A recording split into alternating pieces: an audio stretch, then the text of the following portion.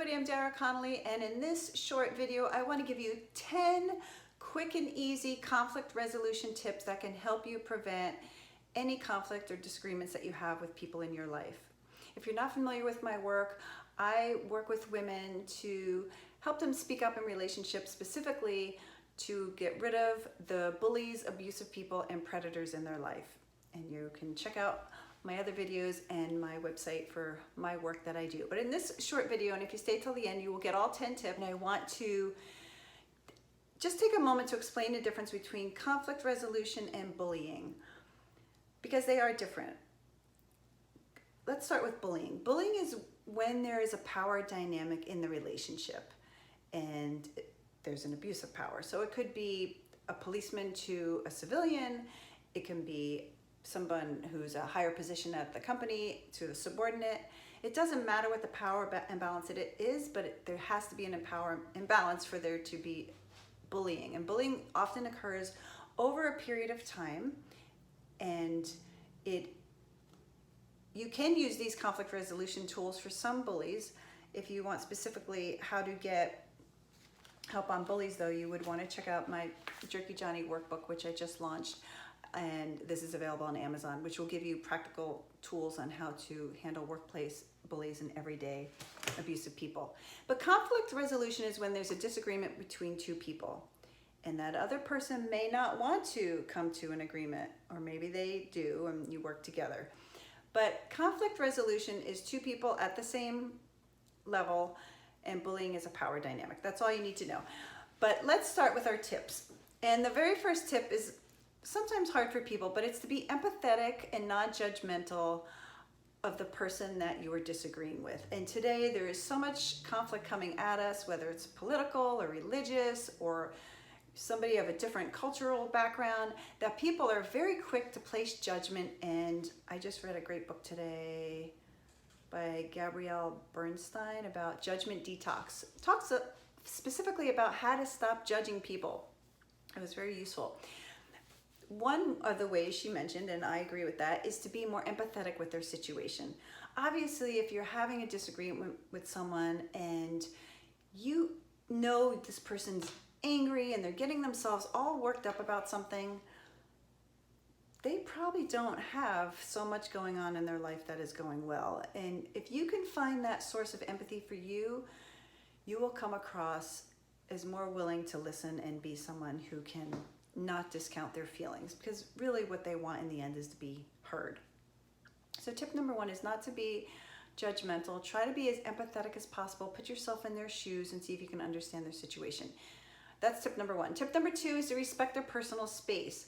Obviously, if you see somebody who's getting agitated, you want to give them some personal space, and that will help de-escalate the situation. If you are going to enter their personal space, and I see this actually works if you have a very senior person who's maybe they have Alzheimer's, or they're a little bit rattled if people are too close or touching them. Give a warning, let them know, and say, is it okay if I come into your office? Is it okay if I sit next to you? You're giving a little bit of preparation so they're not confused or frightened by it. So tip two is to respect their personal space. Tip number three is to use non-threatening verbals. And you could do that with the body language. I do videos on body language. Check those out. Very helpful for self-defense purposes. But in conflict resolution, a non-threatening verbal would be open posture, not crossed arms, obviously. And you want to face the person. But also, are you smiling when they're talking? Are you trying to diffuse it? Can you put your hand on their hand or shoulder? Again, if it's someone you feel that they are not ready for you to come into their personal space, you can give a warning, like, let them know, can I put my hand on your shoulder? But you're slowly respecting their personal space with non-threatening nonverbals. So we're doing this with our tone of voice, we're doing this with our movements, we're doing this with our expressions and our gestures. Be mindful of what you're doing, because you may be saying one thing, like, I hear you, but your face is saying it in a way of, no, I'm not hearing you. I'm totally closed off. Tip four is to try to avoid overreacting. I talk about this in my book, which is in the background, Someone You Know. Whenever you're in an abusive situation, do not get emotional. Try not to overreact. Always stay calm, non-emotional, non-reactive, and professional if you're in a work environment. Obviously, you cannot control the other person. If they get out of control, they start shouting or yelling or being verbally abusive, you don't have to stay in that environment, but give yourself an invisible barrier to not let that negative energy penetrate you. If you can simply walk away, then do so. But if you're stuck and you're at a family dinner maybe, and you have conflict there, or in a car with somebody who's in a rage and you can't physically leave the space, give yourself an impenetrable field that will help not let that energy come in. Some people call this going to their happy place, or using an anchor thought of I'm okay now. And I talk about that in my Jerky Johnny workbook that gives you the step-by-step process how to do that. But for now, I want you to know is just try to avoid overreacting. Take a deep breath, stay calm.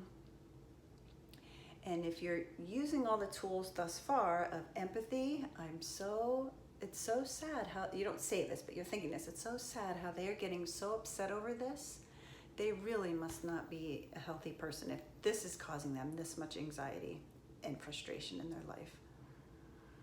How you respond will determine if they keep escalating or it de-escalates. Tone of voice. So always stay calm. Notice how I change my manner of talking. Does that feel soothing? That's what you want to do.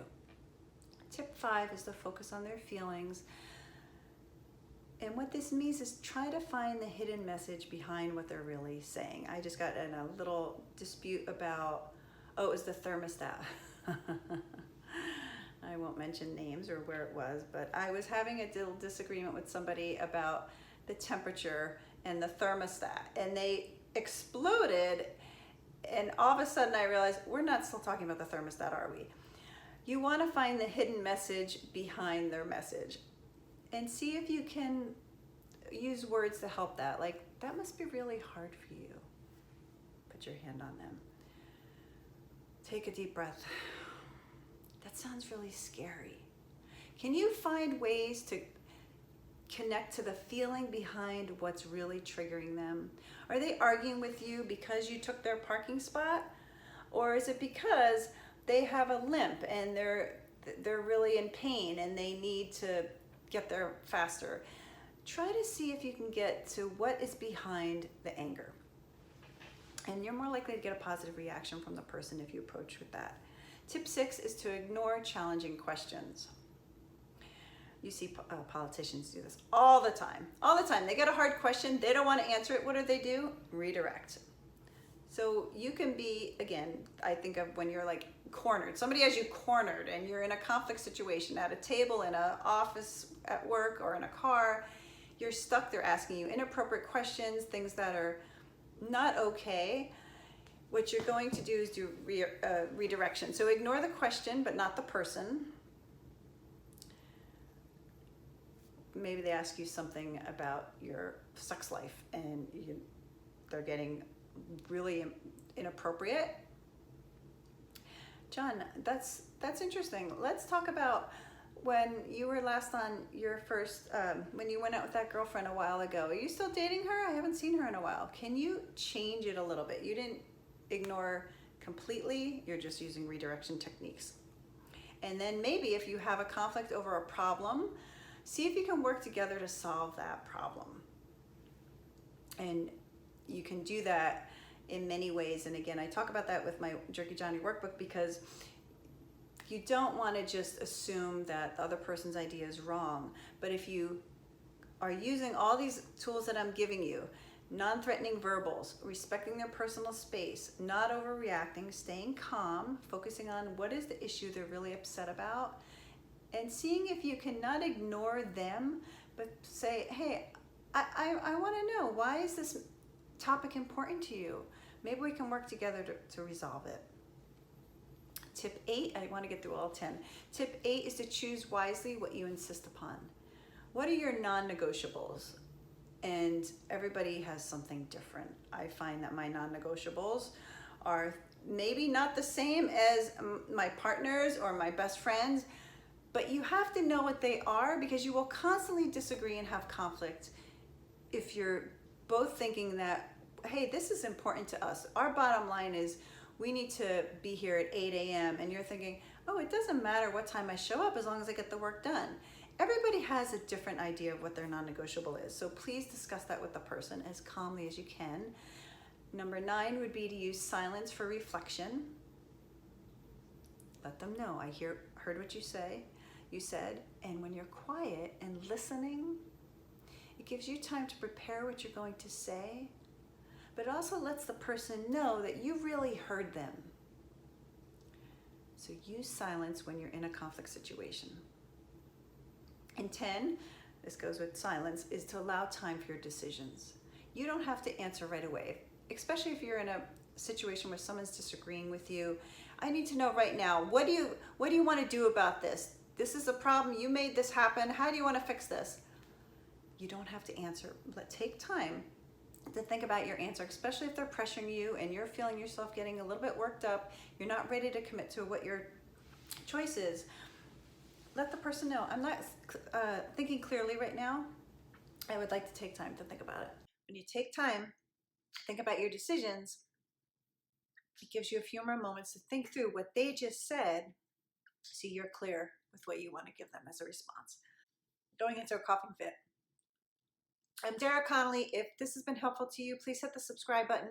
I do a lot of work on bullying prevention and conflict resolution, and if you'd like to learn more about my work, please check out my other videos or my daraconnolly.com website. And until we meet again, be empowered.